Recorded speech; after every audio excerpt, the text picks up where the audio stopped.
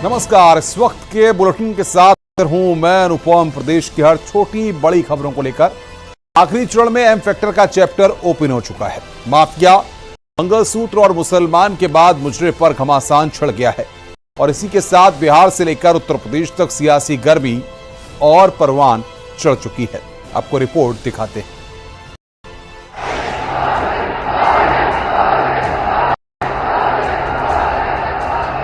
लालटेन लेकर के मुजरा करने वाली जो जमात है, वे भी बिहारियों का अपमान हो रहा है और कांग्रेस के चरण चूम रहे हैं। आखिरी चरण के रण में माफिया, मंगलसूत्र और मुसलमान के बाद मुजरे पर घमासान मच गया है। पीएम मोदी पूर्वांचल फतेह करने के लिए इन दिनों उत्तर प्रदेश और बिहार में ताबड़तोड़ चुनावी रैली कर रहे हैं और निशाने पर कांग्रेस के साथ समाजवादी पार्टी और आरजेडी को ले रहे हैं। इसी बीच उनके एक बयान पर अब संग्राम छिड़ गया है। पीएम मोदी ने कहा, आरजेडी लालटेन लेकर जो मुजरा करने वाली जमात है, ये बिहारियों का अपमान के बाद भी कांग्रेस की चरण चूम रही है।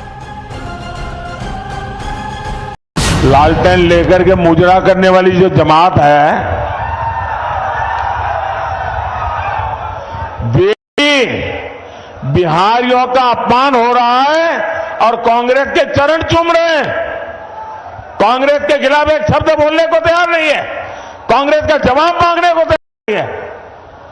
आरजेडी में हिम्मत नहीं कि बिहारियों के अपमान पर वो कांग्रेस को एक शब्द भी बोल पाए।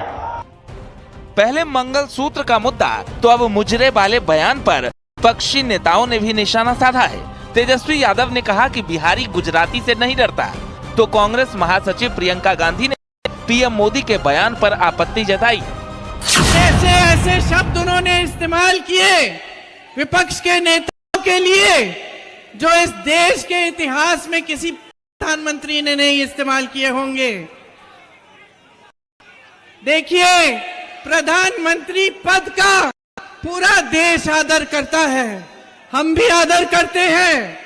आपकी आस्था, आपकी आशाएं मोदी जी से एक समय में जुड़ी हुई थी। क्या मोदी जी की जिम्मेदारी नहीं बनती कि पद की गरिमा रखे, पद की मर्यादा रखे? आज जिस तरह से वो बोल रहे हैं, अफसोस की बात यह है बहनों और भाइयों की असलियत दिखाई देने लगी है।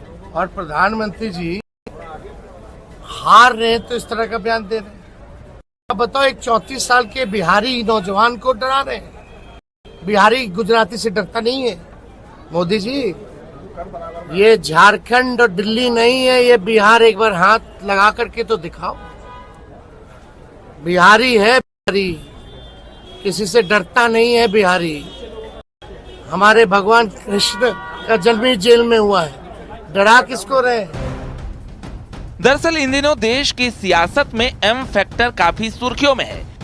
एम मतलब मुसलमान, एम मतलब मंगलसूत्र, एम मतलब माफिया, एम मतलब मुजरा, और इन्हीं में से एक एम मतलब माफिया पर अब यूपी की सियासत गर्म हो चुकी है। पीएम मोदी से लेकर सीएम योगी तक विपक्ष को निशाने पर ले रहे हैं।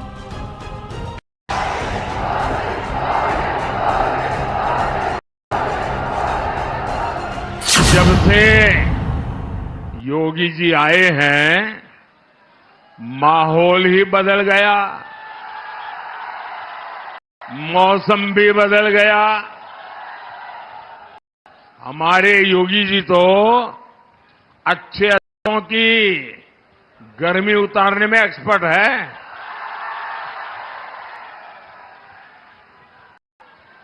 अब माफियाओं की मौज खत्म हुई है, उनके महलों की जगह गरीबों के लिए घर बन रहे हैं। आजादी के बाद सर्वाधिक समय तक देश में भी और प्रदेश में शासन किया। जिन लोगों ने आपको एक एक बूंद पानी के लिए तरसाया, जिन लोगों की नीतियों के कारण यह क्षेत्र नक्सलवाद की चपेट में आया था, जिन लोगों ने आपको विकास से वंचित किया था, जिन लोगों ने यहाँ के संसाधनों पर माइनिंग माफिया को यहां पर कब्जा करने की खुली छोड़ दी थी, यानी जो सियासी लड़ाई पहले चरण में मंगलसूत्र से शुरू हुई थी, वो मुसलमान माफिया के बाद मुजरे पर आ चुकी है, जिसमें एक तरफ बीजेपी है तो दूसरी तरफ पूरा इंडिया गठबंधन। Bureau report, news 18।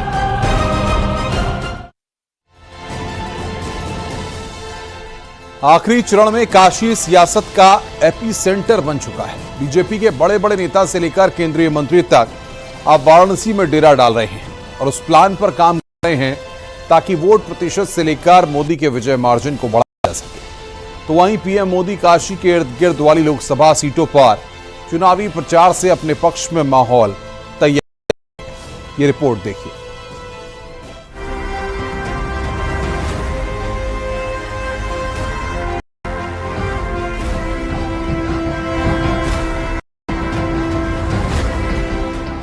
मोदी की काशी जो सत्ता की धुरी बन गई, वो काशी जो देश की सियासत में हॉट सीट बन गई, वो काशी जो पीएम मोदी के लिए लकी सीट बन गई।